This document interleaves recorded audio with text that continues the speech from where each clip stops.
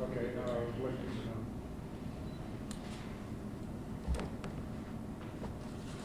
Okay.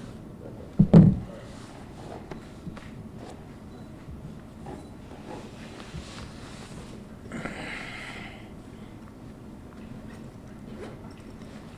So Craig said here in a moment, just in case you don't know the particulars, Craig has been hired as a pro scout by the Coyotes organization. He'll also do some things with their player development as well, so teaching some of the youngsters, how to be a professional athlete both on and off the ice. So appreciate you guys coming today. Feel free to ask away with questions here as soon as he's set and ready to go, and we'll go from there.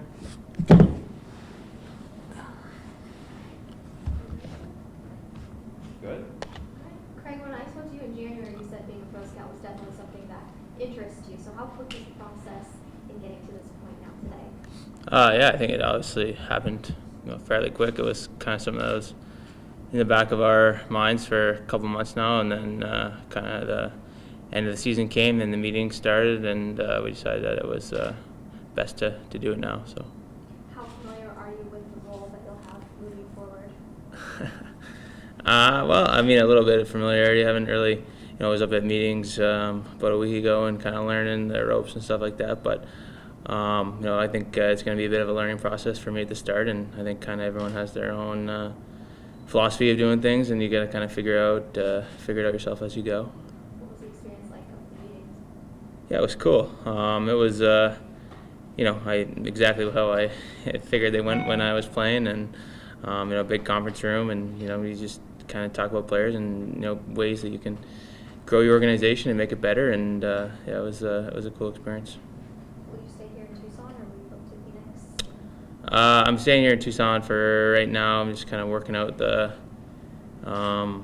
with my doctors and stuff like that, so I'm not sure. Eventually we'll go back to Canada. I'm not totally sure when. It's a easy area for me to work out of here in location. So. Evan Schreiber from KOLD. How's the therapy process been going? It's been going actually really well. It was going well. I've had a little setback within the last couple of days with my leg, and maybe kind of pushing things a little bit too hard. But everything's moving along very well in the right direction, and I think it's it's obviously an ongoing process that probably for a couple more months now we'll keep going. But it's been going really well. As far as pushing it too hard, is that your decision that was pushing Yeah. it too hard? Yeah. Yeah. That wasn't the doctor's decision. That was my own decision. Just you want to be back to regular? Yeah. I mean, it's obviously been a long time of kind of not being able to get around that easy and functioning with just the one leg. So once I got the prosthetic, I was pretty excited about basically just kind of moving around and getting back to normal. But I think maybe take things a little bit too far, and gonna kind of ease back a little bit now until the healing process kicks in again. When you were actively playing before the accident, was scouting ever even on your radar? I mean, I always kind of wondered about what I would do when I was, eventually everyone's career comes to an end, and you never know exactly what what you're going to do, or especially for a guy like us major junior guys that didn't go to college and don't have degrees to fall back on. It's obviously a great way to stay employed in the organization and in the game. The Coyotes told you what you're going to be doing specifically, what they expect of you? Yeah, I think basically I'll be pro scouting the Pacific Division, as well as the American League teams that go with the Pacific Division teams, and then I think a little bit here in Tucson with the young guys, and a little bit of player development as well. At your age, are you on the younger side of the scouts? I think so. As far as I have one buddy that's scouting in Boston that's the same age as me, but I don't think it's most guys are still playing at this age. So. Do you think that adds value to your role in some ways? I think so. I mean, basically I know most of the guys in the league.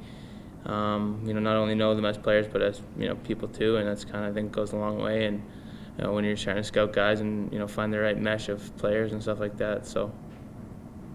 Are there people that you will lean on or look to help get you through this process listen to help learn more and be more comfortable in it? Oh, I think obviously, kind of learning from guys at the draft. I already learned a bunch from guys at the meetings up in Sedona, and going to the draft in Chicago, and they're gonna have the whole staff there and kind of sit around and listen. And I think the biggest thing for me now is just to kind of sit around and listen and pick up little tricks here and there on how guys make it work, and what they see in guys.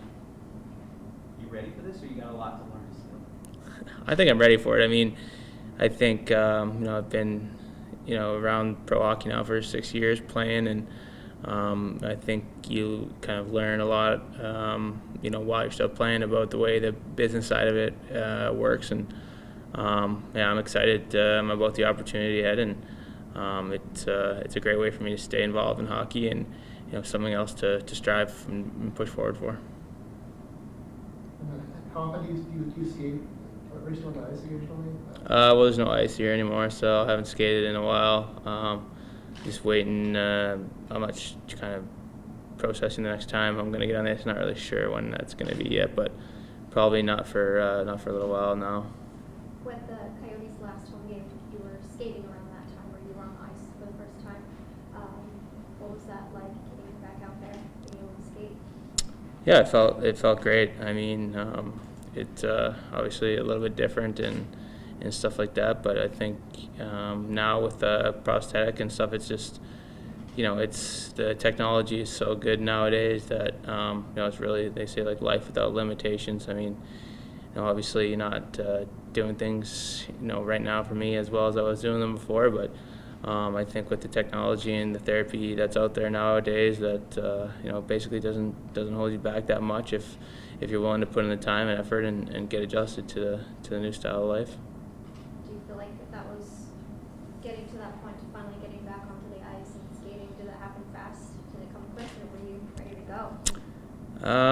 Yeah, I mean, I think the whole process to me has felt slow, because it's been go from being only in a hospital bed to a wheelchair to a rehab facility to living in a hotel and only being able to be in a wheelchair and stuff like that. So the process has felt sort of slow for me, but I hope the next time on the ice it gets even better each time. I think that I'm doing things that get better each time, and for right now that's important.